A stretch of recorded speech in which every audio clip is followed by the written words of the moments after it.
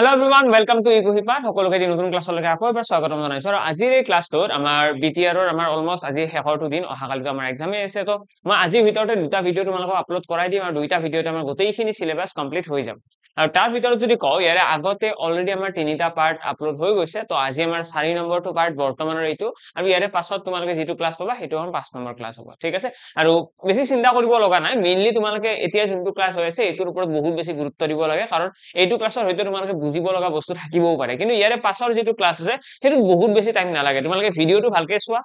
approximately 1 ঘন্টাৰ video এটা তোমালোকে যদি অকনমান বুজি পোৱাত প্ৰবলেম হয় হেতু ভিডিও কাট কৰি পেলাই চালে হ'ল মানে approximately 1.5 ঘন্টা মান টাইম যাব ম্যাক্সিমাম যদি তোমালোকৰ বুজি পোৱাৰ অসুবিধা হয় তো 1.5 ঘন্টা সময়ৰ ভিতৰত তোমালোকৰ এই গোটেইখিনি আমাৰ ৰিজনিংৰ যিকেটা চেপ্টাৰ আছে গোটেইখিনি তোমালোকৰ ৰিভিজন প্লাস বুজি পাই যাবা ধুনীয়াকৈ ওকে ডান তো আমাৰ এইখিনি চেপ্টাৰটো হৈ যাব এইখিনি আমাৰ লাষ্ট পাৰ্টটো আলোচনা কৰিম আমি ইয়াৰে পাছৰ যেটো ভিডিও আহিব আৰু লগতে আজিৰ আমাৰ এইটো ক্লাছত হ'ব আমাৰ profit and loss and time speed and distance হ'ব ওকে তো স্টার্ট কৰিছো একদম প্ৰথম কোৱেশ্চনটো হৈতে তাৰ আগতে মই জনাই দিও যদি কোনোবাই ভাবি আছা যে মোৰ কিমানখিনি পঢ়া হ'ল কেনেকে গম পাম নিজকে টেস্ট কোড কৰো তো তোমালোকৰ কাৰণে ফ্ৰী মক টেস্ট এটা ইকুইবাতে এৰেঞ্জ কৰিছে তো তোমালোকে কমপ্লিটলি ফ্ৰী হয়তো তোমালোকে এটেম্প্ট কৰিব পাৰা যোৱাকালি অলৰেডি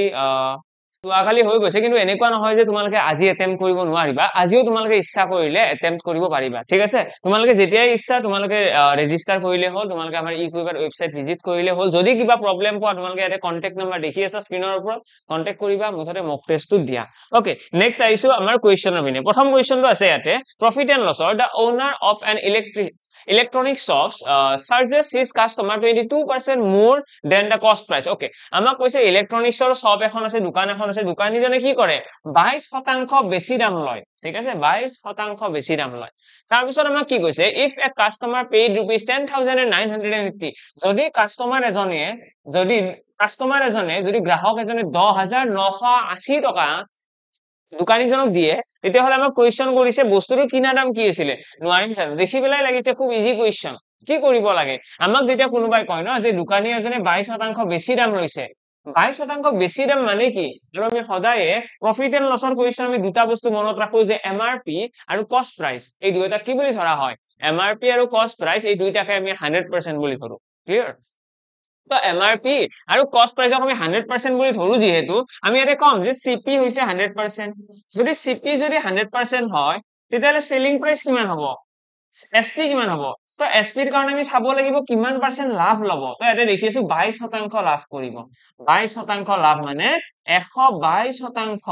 ক্লিয়াৰ 22% লাভ মানে কি 122% যেটো বস্তুৰ কিনা দাম আছিল 100% সেই বস্তুটো কিমান পাৰ্সেন্টত বিক্ৰী কৰিব 122%ত বিক্ৰী কৰিব জান ওকে তো এটা আমাক ইয়াতে কৈছে যে এজন কাস্টমাৰে ইমান টকা দিছে তা কাস্টমাৰে কিখিনি পইচা দিয়ে কাস্টমাৰে সেইখিনিয়ে পইচা দিব যেটো বেচা দাম দোকানীজনৰ কাৰণে যেটো বেচা দাম কাস্টমাৰজনৰ কাৰণে কি হেতু কিনা দাম মানে কাস্টমাৰজনে যিখিনি পইচা দিছে সেই বস্তুটো এই 122%ৰ সমান হ'ব আশা কৰো ক্লিয়াৰ সকলোৰে তো ইয়াৰে পৰা তোমালোকে কৰিব কি লাগে এইটোৰ সমান লিখিব লাগে 10,980 আৰু ইয়াৰে পৰা তোমালোকে এটা ট্ৰাই কৰিব লাগে 1% উলিওৱা 1% কিমান হ'ব তাৰ কাৰণে আমি কি কৰিম এই 122 টো যদি ইপিনে লৈ যাও কি হ'ব হৰণ হ'ব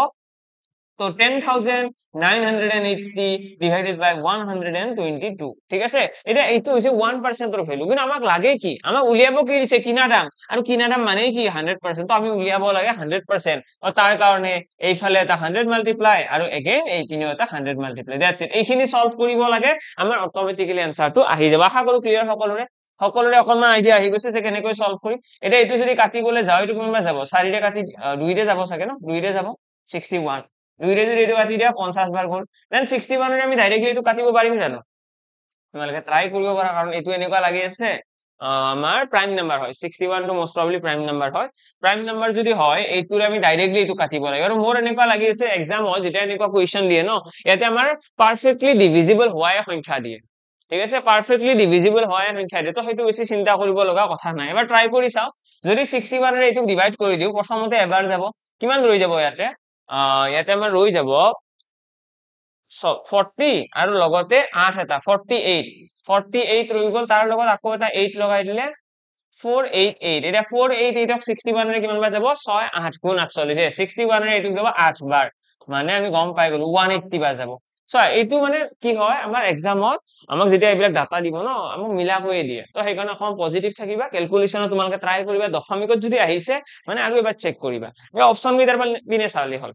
অপচন কেইটা তোমালোকে দেখিবা মেক্সিমাম টাইম অপচন কেইটা গোটা সংখ্যাই থাকে ইন্টিজাৰ ফৰ্মেটত থাকে যদি ডেচিমেলত অপচন কেইটা আছে তেতিয়াহে আমি এজিউম কৰিম যে এনসাৰটো ডেচিমেলত আহিব পাৰে যদি অপচন ডেচিমেলত নাই মানে আমাৰ গোটা সংখ্যা আহিব আৰু ইয়াতে কাৰেক্ট আছে কি হৈ গ'ল 18 5 গুণ 90 ন তো 90 আৰু আমাৰ কিমান আহিব দুটা শূন্য আহিব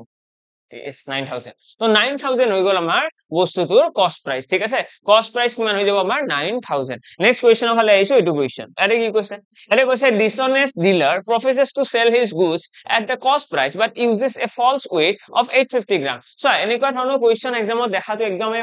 আচৰিত কথা নহয় এক্সামত আহিব পাৰে এইটো dishonest shopkeeper এটা কনসেপ্ট বুলি কয় যত আমাৰ মানুহ এজন হয় কাস্টমাৰে সাপোজ কিবা কিনিব আহিছে সেই মানুহজনক ঠগাই পেলাই কিবা বেলেগ বস্তু দি দিয়ে আমি ভিডিওস বিলাকতো দেখিছো আৰু কবাত নহয় কবাত কেতিয়াবা নিজেও সেইটো বস্তু ফেস কৰিছো কি হয় যদি আমি 1 কেজি বস্তু খুজো কি হয় অকমা কম কৈ দিয়ে 100 গ্ৰাম এটা কম কৈ দিয়ে যদি এনেকুৱা টাইপৰ ডিসঅনেস্ট শপকিপাৰৰ কোৱেশ্চন আহে যত কোনোবাই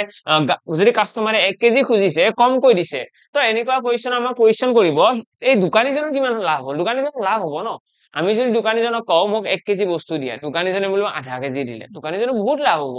তো এটা দোকানীজনৰ লাভ কিমান হ'ল এইটো কোৱেশ্চন আমাক কৰিব তোমালোকে জাস্ট কোৱেশ্চনটো হৰণটো বুজিবলৈ চেষ্টা কৰা আমাক যেতিয়া কব আমি যেতিয়া কাৰোবাক যাই কেনে কম দোকানী এজনক যে মোক 1 কেজি বস্তু লাগে দোকানীজনে সাপোজ মোক আধা কেজি দি দিলে মানে কি হ'ল দোকানীজনৰ বহুত লাভ হ'ল যিটো দামত মই 1 কেজি পালো হেতেন দোকানীজনে কি কৰিছে সেইটো দামতে মোক আধা কেজি দি দিছে হয় না ওকে তো এটা লাভটো কেনেকৈ উলিয়াম তো তাৰ কাৰণে তোমালোকে চাবা যে দোকানীজনে আমাক দিছে কিমান ঠিক আছে আমি দোকানীজনক আমাক দোকানীজনে দিছে কিমান আমাক দিছে 850 গ্ৰাম ইয়াতে কোৱেশ্চন এজ পাৰ দা কোৱেশ্চন কি কৈছে 850 গ্ৰাম দিছে এতিয়া কথাটো হৈছে দোকানীজনে 850 গ্ৰাম আমাক দিছে আমি খুজিছিলো কিমান 1 কেজি আমি খুজিছিলো কিমান 1 কেজি মানে 1000 গ্ৰাম তো 1000 গ্ৰাম খুজিছিলো দিছে 850 গ্ৰাম এতিয়া এইটো আমি এনেকৈ ভাবিলে কিবা প্ৰবলেম হ'ব জানো ভালকৈ ভাবিবা দেই যে দোকানীজনে এই দোকানীজনে যেটোকে আমাক ডিসঅনেস্ট হয় বা দোকানীজনে আমাক এক্স্যাক্টলি বস্তু দিয়া নাই মানে এনেকুৱা হ'ব পাৰে যদি দোকানীজনৰ হাতত দোকানীজনে সাপোজ বজাৰত গৈছে দোকানীজনক কোনোবাই আনিব দিলে যে মোক 1 কেজি বস্তু লাগে তো দোকানীজনে কিমান কিনিবনো দোকানীজনক যদি মই কওঁ যে মোক ইমানখিনি বস্তু লাগে তুমি বেলেগ দোকানৰ পৰা লৈ আনাছো তোমাৰ দোকানত নাই যিহেতু এনেকুৱা হয় ন কেতিয়াবা আমি যোনখন দোকানত যাওঁ তাত বস্তু নাথাকে আৰু দোকানীজনে কয় মই বেলেগৰ পৰা আনি দি আছো তেনেকে কয় ন কাৰণ কাস্টমাৰটো যাব নিদিয়ে তো কি কৰে যদি মই সেই দোকানীজনক কওঁ যে মোক এইটো বস্তু লাগে তুমি বেলেগৰ পৰা হলো আনি দিয়া তো দোকানীজনে কি কৰিবনো কোৱাচোন বেলেগৰ পৰা কিমান বস্তু আনিব তো বেলেগ দোকানৰ পৰা সেই দোকানীজনে আনিব 850 গ্ৰাম আনিব 850 গ্ৰাম আনিব আনি পেলাই তোমাক কিমান বুলি কব তোমাক আহি পেলাই কব যে এইটো 1 কেজি লোৱা ধৰে কথাটো এনেকুৱা মানে দোকানীজনে আনিছিল 850 গ্ৰাম দিছে কিমান কেজি বুলি কৈ পেলাই দিছে তো সেইখিনি হৈছে দোকানীজনৰ লাভ পইণ্টটো বুজিলা সেইখিনি দোকানীজনৰ লাভ যে দোকানীজনে আনিছিল কিমান দোকানীজনে আনিছিল 850 গ্ৰাম দোকানীজনে লৈ আনিছিল 850 গ্ৰাম কিন্তু তোমাক কি বুলি কৈছে তোমাক কৈছে 1 কেজি লোৱা ঠিক আছে তো ইয়াৰে তোমালোকে জাস্ট কৰিব কি লাগে অনুপাত উলাই দিব লাগে দ্যাটস ইট আৰু বেলেগ কৰিব লগা নাই তো শূন্য শূন্য কাট খাই গল দেন 5 ৰে কাটিলে এবাৰ 5 7 গুণ 35 5 ৰে এইটো কাটি দিয়া 20 বাৰ এতিয়া ইয়াতে দেখিলা তোমালোকে 17 আছিলে আমাৰ কিনা দাম এইটো হৈছে সিপি মানে দোকানীজনে কিমান কিনিছে আৰু এইটো হৈছে এসপি দোকানীজনে কিমান বিক্ৰী কৰিছে দোকানীজনে 850 গ্ৰাম কিনিছে আৰু 1 কেজি বিক্ৰী কৰা বুলি কৈছে কাস্টমাৰক কি কয় 1 কেজি টো লোৱা তোমাৰ কথাটো এনেকুৱা তো 17 টকাত কিনিছে কিনি পেলাই 20 টকাত বিক্ৰী কৰিছে কিমান টকা লাভ হ'ল তো 17 টকাৰ ৰেসপেক্টত 3 টকা এটা লাভ হৈছে ইনটু 100 কৰি দিয়া এইটোৱে হৈ গ'ল তোমালোকৰ কাৰেক্ট আনসাৰ আশা কৰো ক্লিয়াৰ এইটো ডেসিমেলত আহিব আমাৰ তো যিয়ে নহওক কিন্তু কাৰেক্ট আনসাৰ হৈ গ'ল আমাৰ এইখিনি তো দোকানীজনৰ কিমান শতাংশ লাভ হৈছে আমি এইটো মেথডত কৰিলে হৈ গ'ল আমাৰ ইনস্ট্যান্টলি আনসাৰ আহিব জাস্ট এটা লাইন জানিব লাগে এই লাইনটো সেইকাৰণে তোমালোকে ভালদৰে বুজি লোৱা যাতে তোমালোকৰ এক্সামত কনফিউজন নাহে নেক্সট কোৱেশ্চনৰ ফালে আহিছো এইটো কোৱেশ্চন ইয়াতে কি কৈছে এটা কৈছে two toys are sold at ₹504 each এইটো হৈছে আমাক চলে আমাক এই লাইনটো কোৱাৰ লগে আমি বুজি পাব লাগিব যে এইটো কোনটো টাইপৰ কোৱেশ্চন এটা কৈছে two toys are sold at ₹504 each মানে 504 টকাত প্ৰতিটো পুতলাৰ দাম হৈছে 504 টকা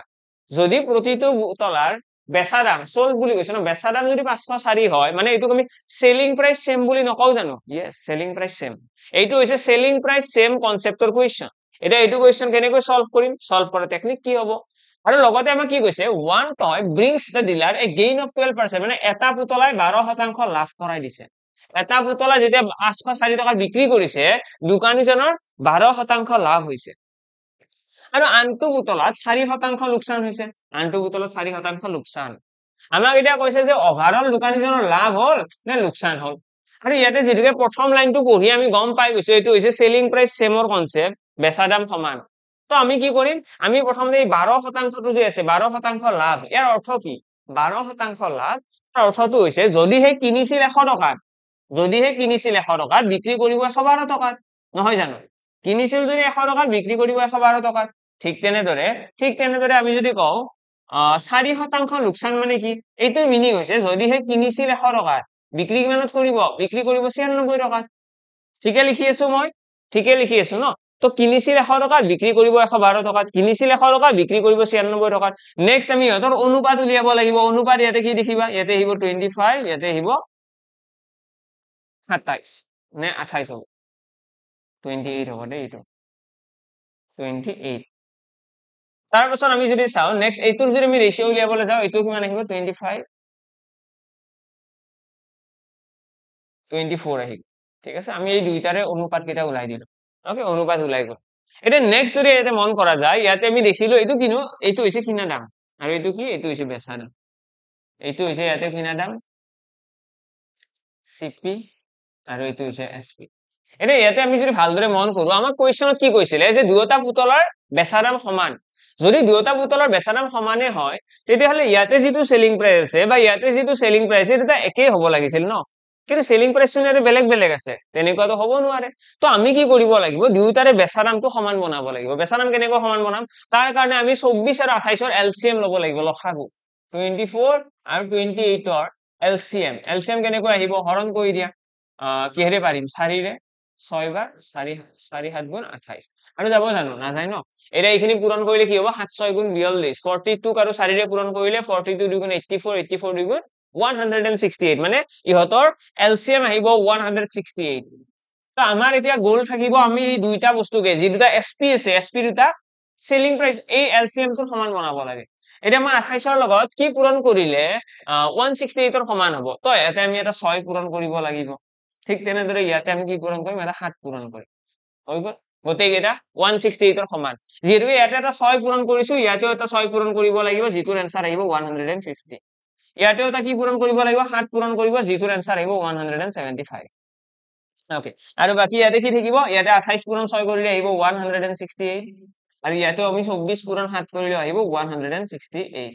এতিয়া তোমালোকে গম পাই গলা যে দুইটা বস্তুৰে সেলিং প্ৰাইস সমান আমি আকৌ এবাৰ ৰিপিট কৰি আছো এইটো কোৱেশ্চন আমি কি কৰিলো তো প্ৰথম স্টেপত আমি কোৱেশ্চনত চালো প্ৰথম লাইনটো পঢ়ালৈ আমি গম পাইছো এনে আমাক কৈছে দুইটা বস্তুৰে সেলিং প্ৰাইস সমান আৰু সেলিং প্ৰাইস কিমান বুলি কৈছে 504 টকা বুলি কৈছে যেতিয়া আমাক কৈ দিলে যে দুইটা বস্তুৰে সেলিং প্ৰাইস সমান তাৰ পাছতে আমি কি কৰিছো আমি দেখিছো যে এটা বস্তুত 12% লাভ হৈছে তো 12% লাভ মানে কি যদি 100 টকাত কিনিছিল 100 টকাক যদি কিনা দাম বুলি ধৰো 112 কি হ'ব বেচা দাম ঠিক তেনেদৰে 100 টকা যদি কিনা দাম হয় 4% লোকচান ন মানে 96 টকা হ'ব বেচা দাম এতিয়া ইয়াৰে পৰা আমি যেতিয়া অনুপাত উলিয়ালো আমি দেখিলো 25 অনুপাত 24 25 অনুপাত 28 তাৰে পিছত আমি কি কৰিছো যেনেকৈ কোৱেশ্চনত কৈছিলে বেচা দাম সমান তো বেচা দাম বেলেগ কেনেকৈ হ'ব পাৰে তো 28 আৰু 24 দুইটা বেলেগ বস্তু ন বেচা দাম তো আমি কি কৰিছো বেচা দাম দুটা সমান বনাবলৈ চেষ্টা কৰিছো আৰু যেতিয়া বেচা দাম দুটা সমান বনি গল আমি দেখিলো সেলিং প্ৰাইস ইয়াতে আছে 168 ইয়াতে সেলিং প্ৰাইস আছে 168 মানে দুইটাৰে সেলিং প্ৰাইস আমি সমান বনাই দিলো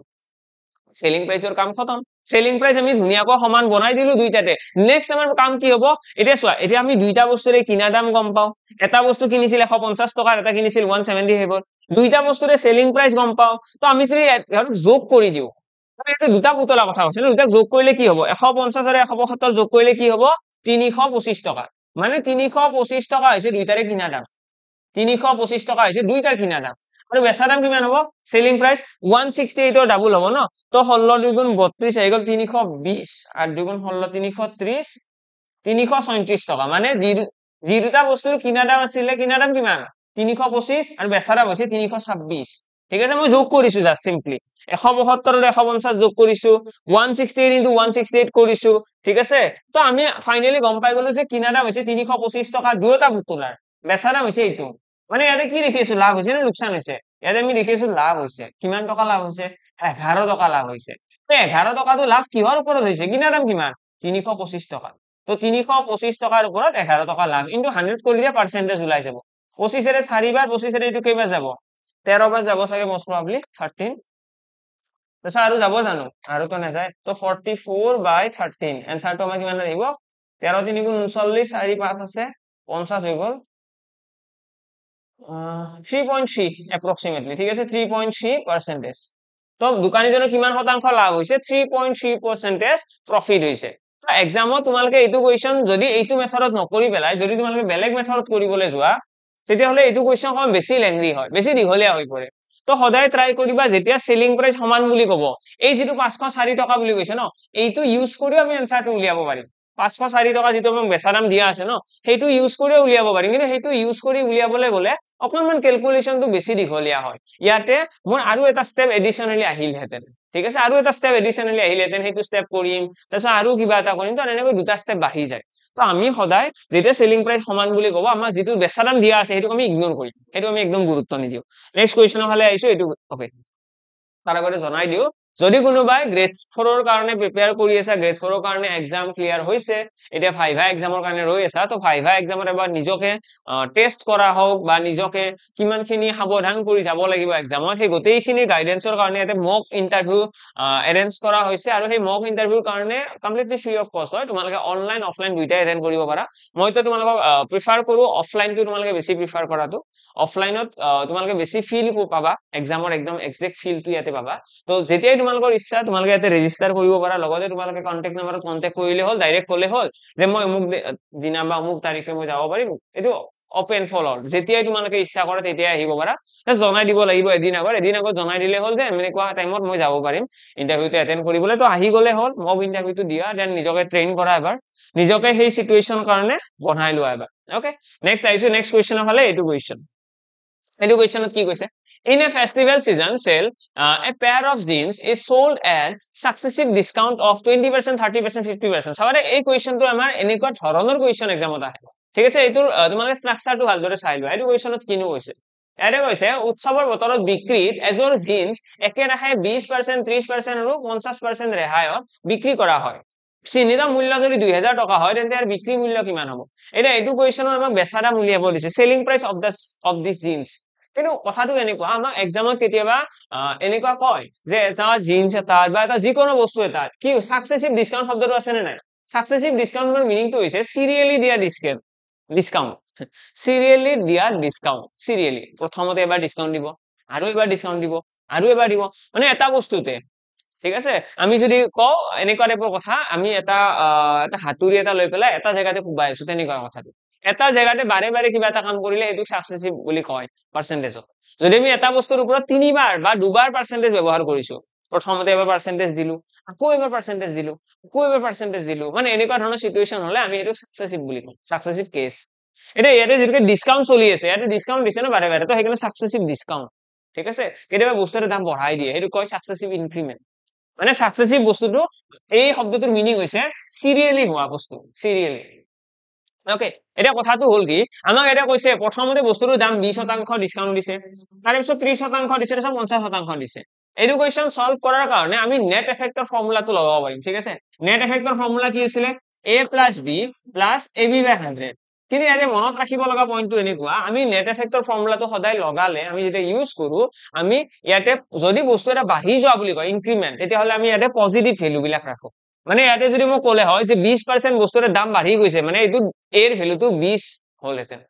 যদি আমাক কয় যে 20% বস্তুৰ দামটো কমি গৈছে 20% বস্তুৰ দামটো কমি গৈছে ওকে বস্তুৰ দামটো কমি যোৱা বুলি যদি কয় তেতিয়াহলে আমি ইয়াতে লিখিম -20 আশা কৰো ক্লিয়াৰ তো যদি বস্তুৰ দাম বাঢ়ি যোৱা বুলি কয় +20 হ'ব যদি কমি যোৱা বুলি কয় -20 এটা discount itself is a negative factor ডিসকাউন্টে কি হয় ডিসকাউন্টে বস্তুৰ দামটো কমাই দিয়ে ডিসকাউন্ট মানে কি কমাই দিয়া ন মই যদি কাৰোবাক কও যে এটা বস্তুৰ দাম আছে 5000 মোক ডিসকাউন্ট দিয়া কিবা ডিসকাউন্টৰ অৰ্থ এনেকুৱা জানো যে 5000 টকাৰ বস্তুটো মোক 6000 টকাত কব নাই 5000 টকাৰ বস্তুৰ দামটো কমাই দিব সপোজ 4500 গলে 4000 গলে তো হেতু আমি কি বুলি কও ডিসকাউন্ট বুলি কও তো ডিসকাউন্টে সদায় কমাবো হেতু এনে আমি কি বুলি কও নেগেটিভ ফ্যাক্টর বুলি কও যদি নেগেটিভ ফ্যাক্টর হয় আৰু যেতিয়া আমি নেট এফেক্টৰ ফৰ্মুলাটো ইউজ কৰিম ন ইয়াতে ইন জেনাৰেল এক্সামত দুটাই পাৰ্সেন্টেজ দিয়ে তো দুটা পাৰ্সেন্টেজ দিলে নেট এফেক্টৰ ফৰ্মুলাটো ইউজ কৰিবলৈ খুব ধুনিয়া খুব ধুনিয়া আমি ইয়াতে a এৰ ভ্যালুটো 20 বুলি ধৰিলাম b এৰ ভ্যালুটো 30 বুলি ধৰিলাম মানে a = 20 আৰু b = কিমান হ'ব b = 30 হৈ গ'ল এইখিনি সলভ কৰি দিম आंसर আহি যাব কিন্তু যদি এক্সামত তোমালোকে এনেকুৱা তিনিটা পাৰ্সেন্টেজ পোৱা ন তেতিয়াও এনেকুৱা নহয় যে আমি आंसर উলিয়াব নোৱাৰিম আমি পাৰিম প্ৰথমতে তোমালোকে 50 ৰ ফালে গুৰুত্ব দিব নালাগে প্ৰথমতে 20 আৰু 30 20 আৰু 30 তোমালোকে ইউজ কৰি পেলাই ইয়াৰে आंसरটো উলিওৱা যে যদি 20% আৰু 30% ডিসকাউন্ট হল হেতেন তেতিয়া হলে সাকসেসিভ ডিসকাউন্ট কি হ'ব বা নেট এফেক্ট কি হ'ব ঠিক আছে বা নেট এফেক্ট কি হ'ব তো নেট এফেক্টটো আমি যেতিয়া উলিয়াবলৈ যাম নেট এফেক্ট আমাৰ কিমান ওলাব a + b + ab / 100 ইয়াতে যদি ডাটাখিনি বহাই দিও কি আহিব এনে আমাৰ ডাটা আহিব a আহিব 20 প্লাস আমাৰ b আহিব 30 প্লাস কি আহিব a * b মানে 20 * 30 কিমান আহিব 60 এনে ইয়াতে তোমালোকে অকমান বুজিব লগা আছে কি বুজিব লগা আছে মই ইয়াতে ডাটাখিনি এনেই বহাই গলে নহয় আমি ইয়াতে পজিটিভ নেগেটিভটো লিখিব লাগিব মানে a এর ভ্যালুটো ইয়াতে পজিটিভ হ'ব নে নেগেটিভ হ'ব যেহেতু ডিসকাউন্ট মানে itself is a negative factor না ডিসকাউন্ট মানে কমি যোৱা বস্তুটো তো সেই কাৰণে আমি ইয়াতে লিখিম -20 প্লাস b এর ভ্যালুটো কিমান হ'ব -30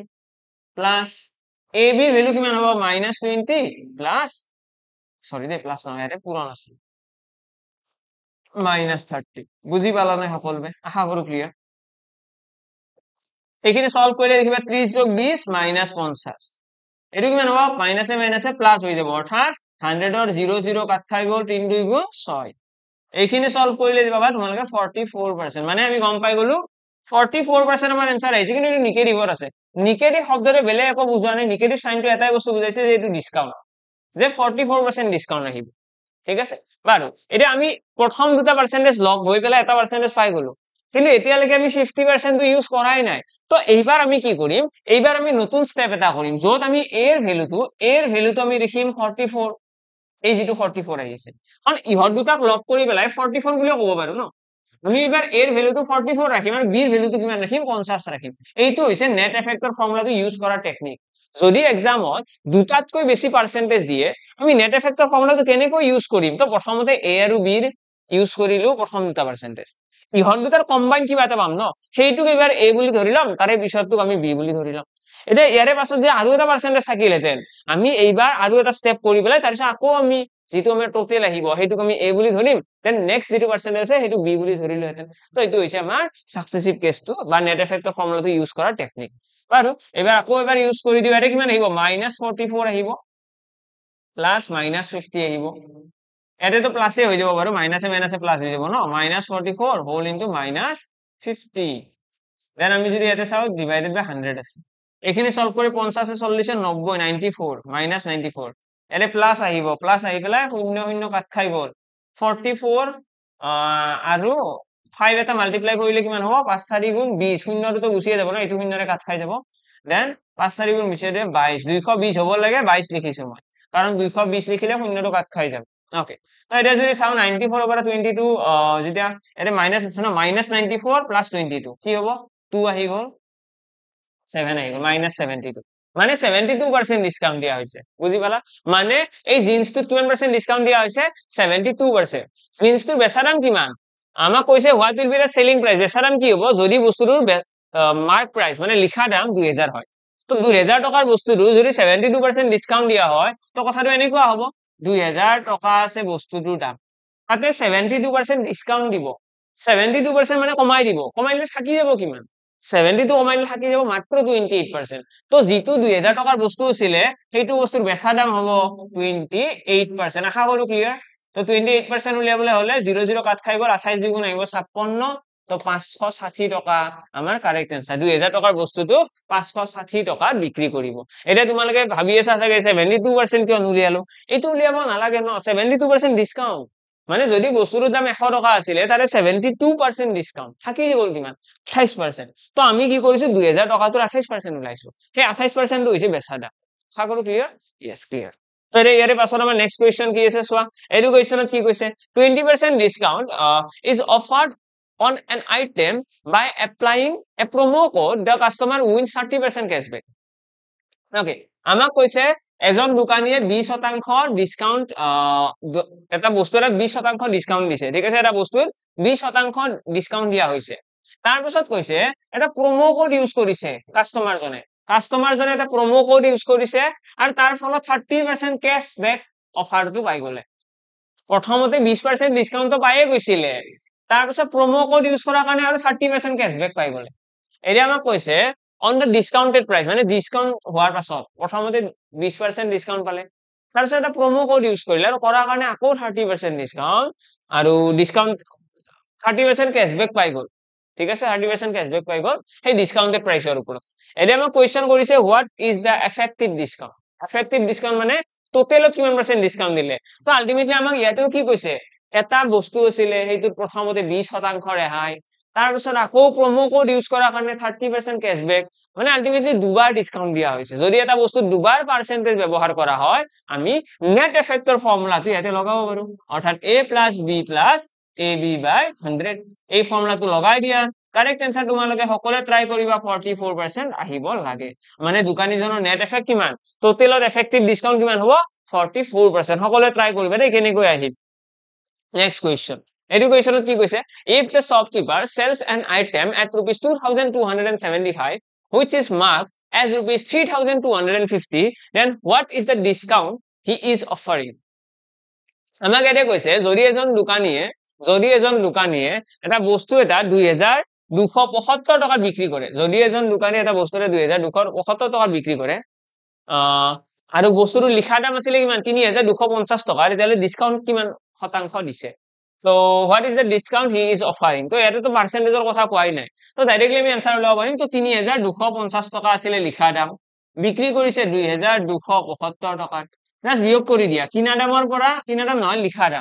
লিখা দামৰ পৰা বেচা দামটো বিয়োগ কৰি দিয়া লগে লগে আমি ডিসকাউন্টটো গম পাই যাম ইয়াতে গল 5 ইয়াতে আহি যাব 7 ইয়াতে আহি যাব আমাৰ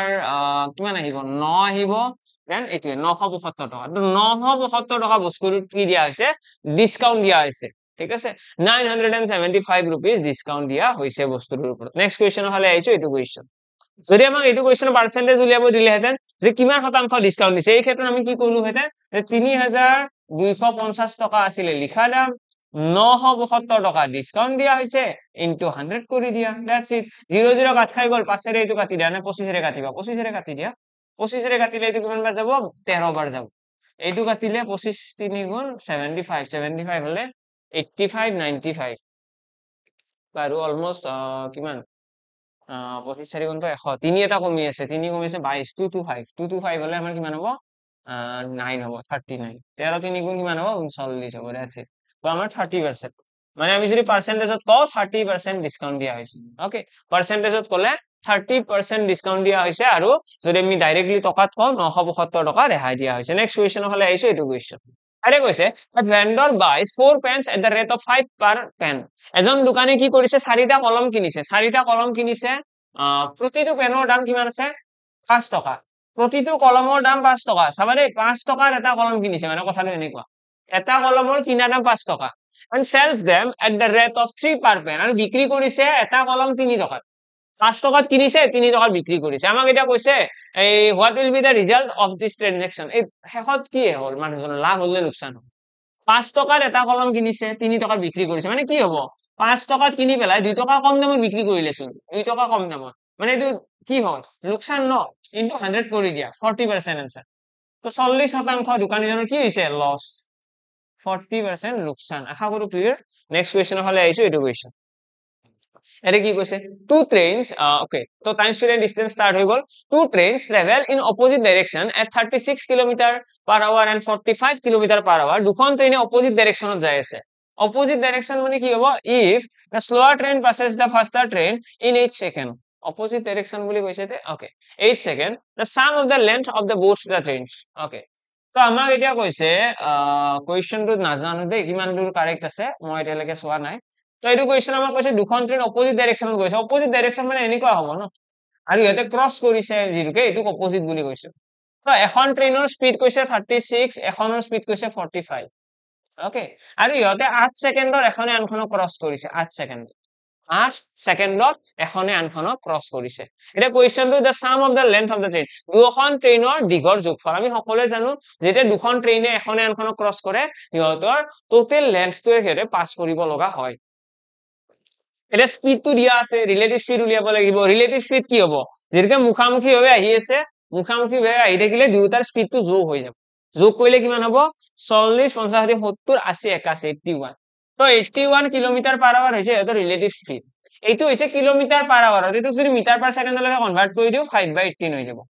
5/18 হৈ যাব আমাৰ মিটাৰ পাৰ ছেকেণ্ডলৈকে কনভাৰ্ট কৰি দিলে দেন আমি যদি ইয়াৰে পাছত চাও এইটো হৈ গল মিটাৰ পাৰ ছেকেণ্ড স্পীড এটা এইটো স্পীডৰ সিহঁতে 8 ছেকেণ্ড গতি কৰিছে আৰু তাৰ ফলত সিহঁতে ক্ৰছ কৰিব পাৰিছে জাস্ট এইখিনি আমি এতিয়া সলভ কৰিব লাগে 6 3 গুণ 18 6 ৰে এইটো তো নাযাব চাগে 6 নহয় দেই তো 2 ৰে কাটি দিয়া 2 ৰে 9 বাৰ কাটি দিয়া 2 ৰে 4 বাৰ কাটি দিয়া 9 ৰে এইটো কাটি দিয়া 9 9 গুণ 81 তাৰপিছত কিমান আহি গল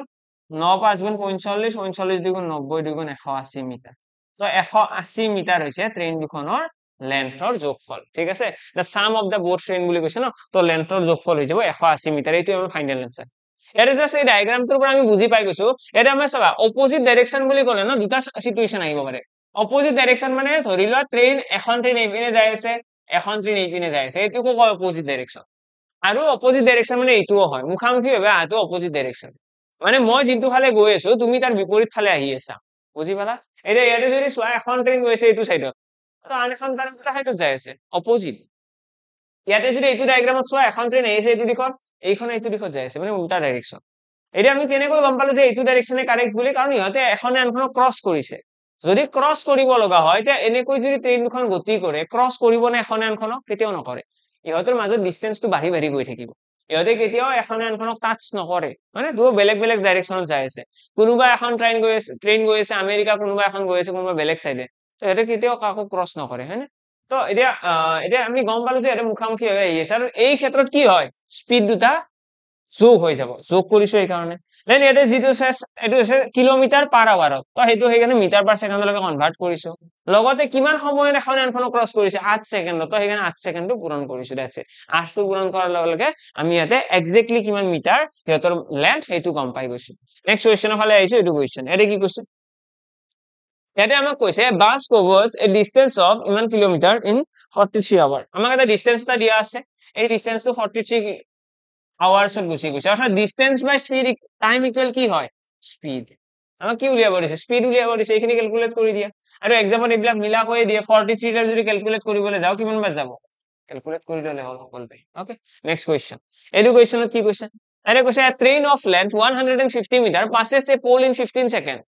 150 মিটাৰ দৈৰ্ঘ্যৰ ট্ৰেইন এখনে 15 সেকেন্ডত পোল এটা ক্ৰছ কৰিছে এটা ইয়াৰে পৰাচোন আমি ইনস্ট্যান্টলি ট্ৰেইনখনৰ স্পিড পাই যাম ন ইনস্ট্যান্টলি পাই যাম কিয় কাৰণ চোৱা ট্ৰেইন এখনে যেতিয়া পোল এটা ক্ৰছ কৰে ট্ৰেইনখনে নিজৰ লেন্থটোৱে যাব লাগিব মানে ইমানখিনি ডিসটেন্স 15 সেকেন্ডত গৈছে ইয়াৰে পৰা স্পিড ইকুৱেল কি হ'ব distance by time is equal তোমালোকে পাই যাবা 10 মিটাৰ পাৰ সেকেন্ড মানে ট্ৰেইনখনৰ স্পিড কিমান ট্ৰেইনখনৰ স্পিড হৈছে 10 মিটাৰ প্ৰতি সেকেন্ড এইটো মেইন কনসেপ্টটো কি মেইন কনসেপ্টটো এনেকুৱা ট্ৰেইন এখনে যেতিয়া এটা পোল এটা ক্ৰছ কৰিব ট্ৰেইন এখনে যেতিয়া পোল এটা ক্ৰছ কৰিব ট্ৰেইনখনে নিজৰ লেন্থটোৱে যাব লগা হয় তো সেই কাৰণে আমি ইনস্ট্যান্টলি ইয়াতে গম পাই গলো যে ট্ৰেইনখনৰ আমাৰ ট্ৰেইনখনৰ স্পিড কিমান দেন আমাক কি কৈছে দেন আমাক কৈছে another train on the same length traveling in opposite direction in 12 seconds আৰু সেই ট্ৰেইনখনে কি কৰিছে আন এখন ৰেলগাড়ী যিখনে অপোজিট ডাইৰেকশনত যাই আছে অপোজিট ডাইৰেকশন মানে কি বিপৰীত দিশত তো বিপৰীত দিশত যিখনে গৈ আছে সেইখনক ক্ৰছ কৰিছে 12 সেকেন্ডত এতিয়া বিপৰীত ডাইৰেকশন মানে আমি আগৰ কোৱেশ্চনটো নিচিনা মুখামুখি ভাবে আহি আছে আৰু মুখামুখি ভাবে আহি থাকি বেলা কি কৰিছে 12 সেকেন্ডত ক্ৰছ কৰিছে ওকে এতিয়া আমাক কৈছে এটা speed of the second train would be তো সেকেন্ড ট্ৰেইনখনৰ স্পিড কিমান হ'ব সেম লেন্থ বুলি কৈছে সেম লেন্থ মানে কি হ'ব সেম লেন্থ মানে এইখনৰ 150 এইখনৰ 150 মানে আলটিমেটলি যেতিয়া সেকেন্ড ট্ৰেইনখনক ক্ৰছ কৰিব লাগিব টোটাল ডিসটেন্স যাব লাগিব 300 মিটাৰ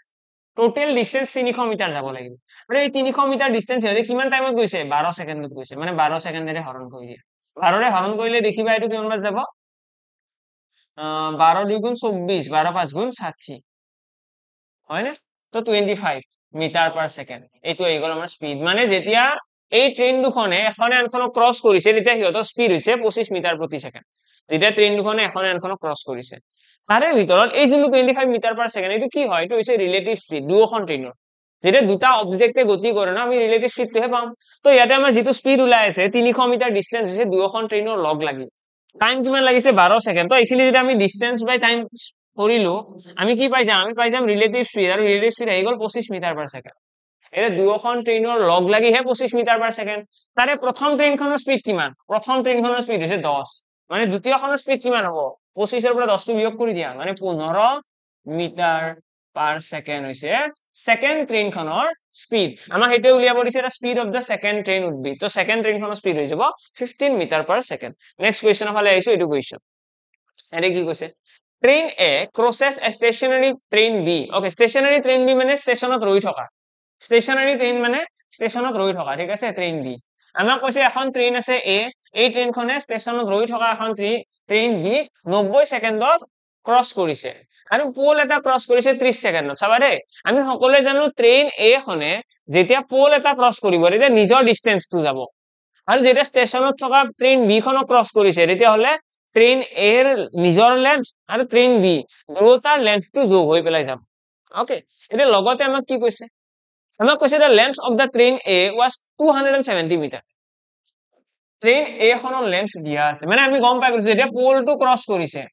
পোল ক্ৰছ কৰিছে মানে 270 মিটাৰ হৈছে কাৰণ চোৱা পোল এটা ক্ৰছ কৰিলে ট্ৰেইনখনে সদায় নিজৰ ডিসটেন্সটোৱে যায় পোল এটা ক্ৰছ কৰিলে নিজৰ লেন্থটোৱে যাব নিজৰ লেন্থ কিমান 270 মিটাৰ তো এইখিনি যাওতে সময় কিমান লাগিছে কোৱেশ্চনতে দিয়া আছে 30 সেকেন্ডত পোল এটা ক্ৰছ কৰিছে মানে ইয়াৰে পৰা আমি কি গম পাই যাম 9 মিটাৰ পাৰ ছেকেণ্ড হৈছে ট্ৰেইন A খনৰ স্পীড গম পাই গলো ট্ৰেইন A খনৰ স্পীড কিমান এটা অকনমান আৰু ভালদৰে পঢ়িছো যে কোৱেশ্চনত কৈছে যেতিয়া ট্ৰেইন A খনে নিজৰ লেন্থ অৰ্থাৎ পোল এটা ক্ৰছ কৰিছে 30 সেকেন্ড সময় লাগিছে কিন্তু পোল যেতিয়া ট্ৰেইন B খন ক্ৰছ কৰিছে 90 সেকেন্ড সময় লাগিছে কিয় 90 সেকেন্ড লাগিল নো ট্ৰেইন B খনক ক্ৰছ কৰোতে এই কাৰণে বেছি সময় লাগিল কাৰণ ইয়াতে অকল ট্ৰেইন A খনৰ লেন্থটো নাই ইয়াতে ট্ৰেইন A খনৰ লেন্থো আছে ট্ৰেইন B খনৰ লেন্থো আছে আৰু আমি অলৰেডি গম পাও যে ট্ৰেইন A খনে নিজৰ লেন্থটো যাবলৈ কিমান সময় লৈছে নো পোল এটা ক্ৰছ কৰিবলৈ কিমান সময় লৈছিল 30 সেকেন্ড মানে ট্ৰেইন A খনে নিজৰ লেন্থটো যাবলৈ 30 সেকেন্ড সময় লয় টোটাল সময় লাগিছে 90 সেকেন্ড তাৰে 30 সেকেন্ড চোন নিজৰ লেন্থটো যাবলৈ লাগে বাকি 60 সেকেন্ডটো মানে কিয় লাগিছে বাকি 60 সেকেন্ডটো এই কাৰণে লাগিছে কাৰণ ইয়াতে ট্ৰেইন B খনো আছে মানে এই যেটো স্পীড আছে এই স্পীডটোৰে ট্ৰেইন B খনে ট্ৰেইন A খনে হেইটো স্পীডত যাই আছে ন সেই স্পীডটোৰে 60 সেকেন্ড যাব লগা হৈছে ট্ৰেইন B খনক ক্ৰছ কৰাৰ কাৰণে তো এইটো স্পীডত যদি 60 সেকেন্ড যায় কিমান ডিসটেন্স যাব আমি যে সেইটো উলিয়াব লাগে তো ডিসটেন্স ইকুৱেল 60 into 9 540 মিটাৰ তো ট্ৰেইন B খনৰ লেন্থ কিমান হ'ব ট্ৰেইন B খনৰ লেন্থ হ'ব 540 মিটাৰ আশা কৰো ক্লিয়াৰ তো এইবিলাক কোৱেশ্চন মানে কি হয় কমন সেন্স আৰু যিমানে বেছি কনসেপ্টৰ ওপৰত গুৰুত্ব দিয়া যায় ন সিমানে বেছি আমাৰ এক্সামত হেল্প হয় ক্যালকুলেশনত এটো যদি চানা এটো কোৱেশ্চন তোমাক কোনোবা এজন টিচাৰ এনেকুৱা ওলাব যোনে x y z এইবিলাক ধৰি পেলাই কৰিব তোমালোকে হয়তো কবাত নহয় কবাত দেখিছা x ধৰি পেলাই এনসাৰটো উলিওৱা বা নিজেও তোমালোকে হয়তো তেনেকৈ আগৰ পৰা শিকি আহিছিলা কিন্তু এইটো যদি তোমালোকে কনসেপচুয়ালি ষ্ট্ৰং থাকা যায় আমি এনেকুৱা ধৰণৰ কিছুমান সৰু সৰু ক্যালকুলেশন কৰি এনসাৰটো উলিয়াব পাৰো হয়নে ইয়াতে তোমালোকে কোনোবা এটা ক্যালকুলেশন কোৱাছো বহুত ডাঙৰ ক্যালকুলেশন আহিছে বুলি এটা অহা নাই গোটেইখিনি আমি মুখে মুখে কৰিব পৰা ক্যালকুলেশন আৰু যদি চোৱা যায় মেইনলি আমি এই মাজৰখিনি নিলিখিলেও হয় এইখিনি আন্ডাৰস্ট্যান্ডিং হে এইখিনি বুজিবলৈ লিখিছো বাকি এক্সামত আমি ক'ব গলে এইটো লাইন লিখিম তাৰে পিছত আমি এইটো লাইন লিখিম এইটো লাইন ঠিক আছে মানে দুটা লাইনৰ আমাৰ এইটো কোৱেশ্চনৰ এনসাৰ আহি আছিল দেখাত যদিও কোৱেশ্চনটো দীঘল এনসাৰ দুটা লাইনৰ আছিল বাৰু নেক্সট কোৱেশ্চনৰ ফালে আইছো এইটো কোৱেশ্চন কি আছে চোৱা কি কৈছে এটা কৈছে mister Vijay rows a boat with the stream at 8 kilometre per hour এইটো boat and streamer কোৱেশ্চন হয় মিস্টাৰ বিজয় কি কৰিছে নাও এখন চলাইছে with the stream মানে ডাউনষ্ট্ৰীমত এইটো স্পীড ডাউনষ্ট্ৰীম মানে সকলোৱে জানা নদীৰ সোঁতৰ দিশত 8 kilometre per hour and against the stream at 4 kilometre per hour মানে এইটো নদীৰ সোঁতৰ দিশত আছে 8 কিলোমিটাৰ per hour আৰু against the stream মানে অপোজিট ডাইৰেকশনত এইটো সাপোজ নদীৰ সোঁত এইটো নদীৰ সোঁত এনেকৈ গৈ আছে এইটো ডাইৰেকশনত গৈ আছে এইটো ডাইৰেকশনত নদীৰ সোঁতটো গৈ আছে এৰিয়ান against the stream কিমান স্পীডত আহিছে 4 কিলোমিটাৰ per hour ত আহিছে এতিয়া আমাৰ কোৱেশ্চন কি কৰিছে in still water ৰৈ থকা পানীত still water মানে কি ৰৈ থকা পানীত is rate of rowing in kilometer per hour মানে ৰৈ থকা পানীত নাওখনৰ বেগ কিমান স্পীডত এই কি নাম আছে বিজয় কিমান স্পীডত বিজয় নাওখন চলাব পাৰিব যদি এনেকুৱা কোৱেশ্চন আহে ফাৰ্স্ট কথা আমি নাওখনৰ স্পীডটো x বুলি ধৰিব পাৰো বা আমি ডাইৰেক্টলি এইটোৰ এনসাৰ উলিয়াৰ কাৰণে কি কৰিব পাৰো ডাউনষ্ট্ৰীম প্লাস আপষ্ট্ৰীম তোমালোকে ডাইৰেক্টলি মনতে ৰাখি থবা স্পীড অফ বোট এনেকৈ ফৰ্মুলা এটা লিখি থৈ দিয়া speed of boat speed of boat is equal হব downstream plus upstream divided by 2 ঠিক আছে speed of boat তাৰ পিছত লিখিবা speed of stream মানে নদীৰ সোঁতৰ বেগ এটো লিখিবা downstream minus upstream divided by 2 তো এইখিনি কৰিলে তোমালোকৰ आंसर আহি যাব এটা ইয়াতে ডাউনস্ট্ৰিম দিয়া আছে 8 আপস্ট্ৰিম দিয়া আছে 4 8 আৰু 4 যোগ কৰিলে 12 হ'ব 12 ক 2 ৰে হৰণ কৰিলে 6 আহিব অৰ্থাৎ 6 টোই হৈ গল নাওখনৰ স্পিড বুজি পালা নাওখনৰ স্পিড কিমান নাওখনৰ স্পিড আহিব 6 কিলোমিটাৰ/আৱাৰ যদি আমাক কোৱেশ্চন কৰিলে হয় যে নদীৰ সোঁতৰ বেগ কিমান তো আমি কি কৰিলো হয় নদীৰ সোঁতৰ বেগ বুলি ক'লে আমি ডাউনস্ট্ৰিম মাইনাস আপস্ট্ৰিম কৰিলো হেতে ডাউনস্ট্রিম মাইনাস আপস্ট্রিম কিমান হ'ব 8 - 4 4 আহিব divided by 2 কৰিলে 2 আহিব অৰ্থাৎ 2 কিলোমিটাৰ/আৱাৰ হ'ব নাওখনৰ speed of the stream next question ফালে আইছো এটো কোৱেশ্চন ইয়াতে কি কৈছে a car travels a certain distance at 24 কিলোমিটাৰ/আৱাৰ খুব ইম্পৰ্টেন্ট কোৱেশ্চন এইটো এখন কাৰ এখনে এটা নিৰ্দিষ্ট দূৰত্ব 24 কিলোমিটাৰ প্ৰতি ঘণ্টা বেগেৰে গতি কৰিছে and comes back at 36 কিলোমিটাৰ/আৱাৰ আৰু উভতি আহিছে ইমান স্পিডত এখন কাৰ এখনে এটা নিৰ্দিষ্ট ডিসটেন্স এটা জায়গা এটা গৈছিলে 24 কিলোমিটাৰত এটা যদি আমি ড্ৰয়িং বনাও এনেকুৱা ডিসটেন্স এটা গৈছিলে 24 কিলোমিটাৰত ঘূৰি আহিছে 36 কিলোমিটাৰত আৰু আমাক ইয়াতে কোৱেশ্চন কৰিব কিলোমিটাৰ/আৱাৰ আমাক ইয়াতে কোৱেশ্চন কৰিছে average speed of the total জাৰ্নিটোৰ এভাৰেজ স্পিড যদি এনেকুৱা কোৱেশ্চন আহে যে এজন মানুহে এটা ডিসটেন্স গৈছে আৰু উভতি আহিছে হে একেটা ডিসটেন্স আমি ডাইৰেক্টলি ইয়াতে ফৰ্মুলা লগাই দিম 2ab divided by a plus b এইবিলাক কোৱেশ্চন আমি আগতেও আলোচনা কৰিছো ইয়াতে যদি ফৰ্মুলা লগাই দিও কি হ'ব 2 into ab জায়গাত কিমান আহিব 36 into 24 divided by a plus b মানে এটা যোগ হ'ব 30 40 50 60 হৈ যাব দেন আমি খিনি ক্যালকুলেট কৰিলে কিমান আহিব 6 4 গুণ 24 6 10 গুণ 60 দুই ৰে এইটো কাটি দিয়া 5 বাৰ আৰু তো নেযায় নেযাব চাগে দশমিকত আহিব মানে তো 36 into 4 কৰিলে কিমান হ'ব 6 4 গুণ 24 6 3 গুণ 12 13 14 divided by 5 এইখিনি ক্যালকুলেট কৰিলে 5 2 গুণ 10 5 8 গুণ 40 5 8 গুণ 40 তো 28.8 কিলোমিটাৰ/আৱাৰ এইটো হৈ গল আমাৰ এভাৰেজ স্পিড ইমান কিলোমিটাৰ/আৱাৰ ঠিক আছে আশা কৰো ক্লিয়াৰ সকলোৰে ক্লিয়াৰ তো এইটো হৈ গল 28.8 কিলোমিটাৰ/আৱাৰ আমাৰ এভাৰেজ স্পিড তো তোমালোকে এভাৰেজ স্পিডত ডাইৰেক্টলি মনত ৰাখিলে হ'ল এই ফৰ্মুলাটো 2ab divided by a plus b এক্সামত এইটো আহে এক্স্যাক্টলি এনেকুৱা কোৱেশ্চন আহিব যে মানুহ এজনে গৈছে ইমান স্পিডত আহিছে ইমান স্পিডত ওকে জাস্ট কৰিব কি লাগে দুটা স্পিড তোমালোকে ইয়াতে বহাই দিবা a আৰু b জায়গাত आंसर আহি গল নেক্সট আইছো নেক্সট কোৱেশ্চনৰ ফালে ওকে খতম তো লগতে মই জনাই দিও যদি কোনোবাই ভাবি আছে যে মই লাইব্ৰেৰী লাগে লাইব্ৰেৰী তোমালোকৰ ফ্ৰেণ্ডে কোনোবাই বিচাৰি আছে যদি ভাবি আছে যে আমি লাইব্ৰেৰীত থাকি পেলাই পঢ়িব বিচাৰি আছো ভাল লাইব্ৰেৰী এটা লোকেশন লাগে তো ভাল লাইব্ৰেৰী এটা লোকেশন বুলি ক'লে আমাৰ ই কুইবেটৰ লাইব্ৰেৰীটো তোমালোকে জয়েন কৰিব পাৰা তোমালোকে কন্টাক্ট কৰিলে গোটেইখিনি ডিটেইলছ গম পাই যাবা যিকোনো ধৰণৰ তোমালোকৰ কোৱেৰিজ আছে তোমালোকে কল কৰিব পাৰিবা ইয়াতে সকলোকৈ ডাঙৰ এডভান্টেজটো হৈছে আমাৰ ইয়াৰ লাইব্ৰেৰী যদি তোমালোকে লাইব্ৰেৰীত যদি লাইব্ৰেৰী সিটত তোমালোকে থাকা বা লাইব্ৰেৰী সিটত যদি তোমালোকে পঢ়ি আছা তাহলে তোমালোকৰ কিবা ডাউটছ আছে তোমালোকে ইনস্ট্যান্টলি আহি পেলাই আমাক লগ কৰিব পাৰিবা কাৰণ আমি ইয়াতে ওচৰতে আছো আৰু লগতে এতে যিমান অফলাইন ক্লাसेस হয় সেই প্ৰতিটো অফলাইন ক্লাছৰে তোমালোকে এক্সেস পাই যাবা সেইটো সবতকৈ ডাঙৰ বাৰু এডভান্টেজ হয় তোমালোকৰ কাৰণে কাৰণ তোমালোকে লাইব্ৰেৰী সিটটোৰ লগতে তোমালোকৰ প্ৰতিটো ডাউটছ তোমালোকৰ সলভ হ'ল ইনস্ট্যান্টলি সপোজ কিবা এটা সাবজেক্ট পঢ়ি আছে কিবা এটা তোমালোকৰ কনফিউজিং পাৰ্ট আছে জিকে জিএস হওক ম্যাথছ ৰিজনিং হওক তোমালোকে ইনস্ট্যান্টলি আহি পেলাই ইয়াতে আমাৰ অফিচত আহি পেলাই সুধিব পাৰিবা লগতে তোমালোকৰ কোনোবা এটা ক্লাছ ভাল লাগিছে যে এইটো এক্সামৰ কাৰণে মই প্ৰিপেয়াৰ কৰিম বুলি ভাবিছো তো এক্সামটোৰ কাৰণে কিবা হেল্প লাগে তো তোমালোকে ডাইৰেক্টলি আহি পেলাই ইয়াতে আমাৰ যেটো আমাৰ অফলাইন ক্লাছত তোমালোকে বহিব পাৰিবা যিকোনো ক্লাছ দিনটো যিমান ক্লাছ হৈছে প্ৰতিটো ক্লাছতে তোমালোকে এটেন্ড কৰিব পাৰিবা ওকে জাস্ট এইখিনিয়ে কথা বাকি লগ পাম সকলোকে নেক্সট ক্লাছত আজিৰ ক্লাছটো এটোতে সামৰিছো আৰু এটা ক্লাছ আহিব বাৰু কিমান সোনকালে বাৰু মই কৰাই দিম বাৰু যিমানে সোনকালে পসিবল হয় তোমালোকে জাস্ট এই ক্লাছটো এবাৰ চাই লবা এটো মেইনলি ৰিজনিং বাকি আছে বাকি ম্যাথছৰ ইম্পৰ্টেন্ট টপিক গোটেইখিনি আমাৰ আজিৰ ক্লাছতে খতম হ'ল লগ পাম সকলোকে নেক্সট ক্লাছটো থ্যাংক ইউ